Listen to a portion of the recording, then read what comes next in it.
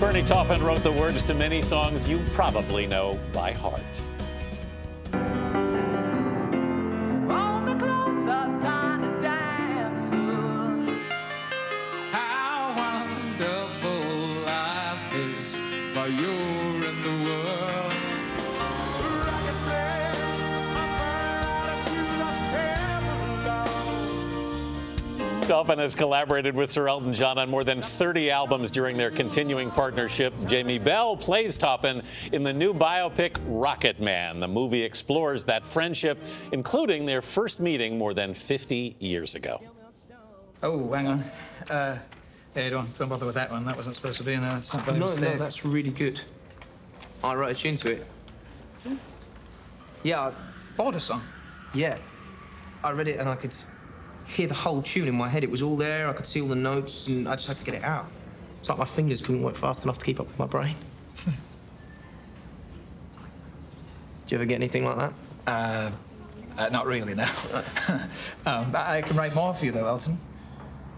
I'll just send them down to you. Great.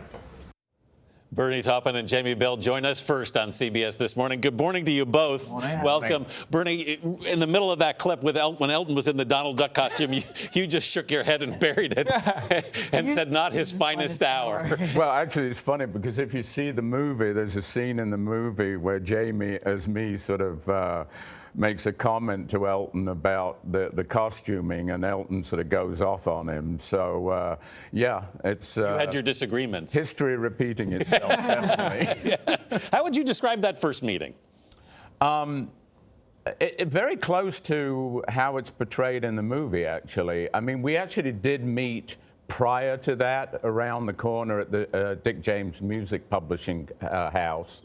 And then we adjourned around the corner to that cafe, which was a place called the Lancaster Grill. Mm-hmm.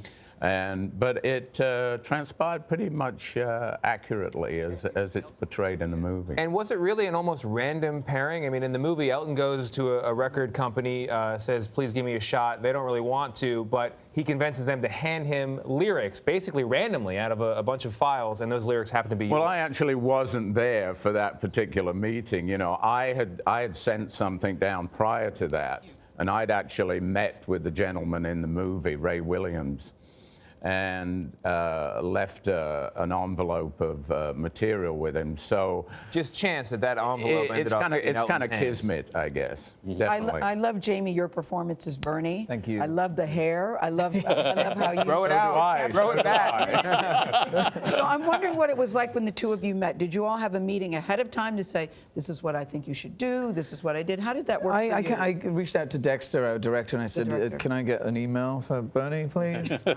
And Heather, your lovely wife, contacted me, and we set up a meeting in Santa Barbara. I drove up there. We had a nice dinner. Yeah, absolutely. It was wonderful. I had a lot of burning questions that I forgot to ask him. What were you asking? What did you ask him during? What did you want to know? I mean, I think more than anything, I think when you're playing someone that is around and has done something so wonderful like Bernie has, it's just to put a face to another face. It's just say, hi, this is me. Mm-hmm. I'll be portraying you. Do you ask, how do I play you? I mean, I didn't go that far. I mean, I say, what do you like about the script? What are things that you don't like about the script? This is a fantasy movie. Yes. More than anything, it's not a kind of true representation of the actual details. Yeah, of and their also I'm not a recognizable face like Elton, so you don't have to pick up on the personal tics of somebody or mannerisms like a Ray Charles or a Johnny Cash, you know. So I just wanted to know the depths of their relationship. Yeah, and how close they are and how much they love each other. The relationship is so deep. I love that they said in 50 years you two have never had an argument, which is, I find, remarkable considering Elton's history. He's been very candid. He has a bit of a temper from time to time. How were you able to navigate that friendship and still do to this day? But I think that's been curbed over the years. What do you mean? He's notorious as sort of being a prickly character, but I think that prickly character came from those addictions. Yes. Which you had some discussions with him about, and you see him in the film. Yeah, I mean, I like to think that I'm somewhat of an anchor throughout the film, but I don't want to come across as sort of squeaky clean either, because we've all had our problems and our addictions, you know, and we all deal with them in a different way. Yeah. But as I say, hopefully I was some sort of barometer of good taste.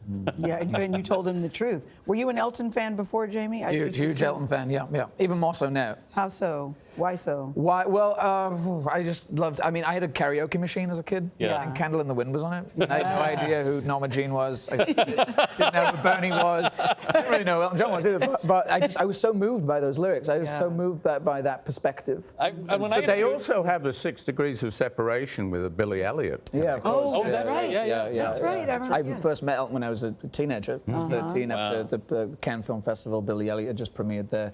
And he was so moved, I think, because of the relationship between Billy and the father. Because I don't think Elton's father ever came to see him perform, did he? Never. Wow. So at the end of That's Billy amazing. Elliot, the Yeah. father turns up and sees his son perform. Yeah. So I think it really affected him quite. Bernie, how do you feel about the movie? Quickly. I absolutely love it. Me too, And Bernie. I want to see it again. Me too. And you've seen it 5 times already, you said. He needs to see it. Well, other people need to see it as well. Rocketman hits theaters nationwide. That would be tomorrow. Jamie Bell and Bernie Taupin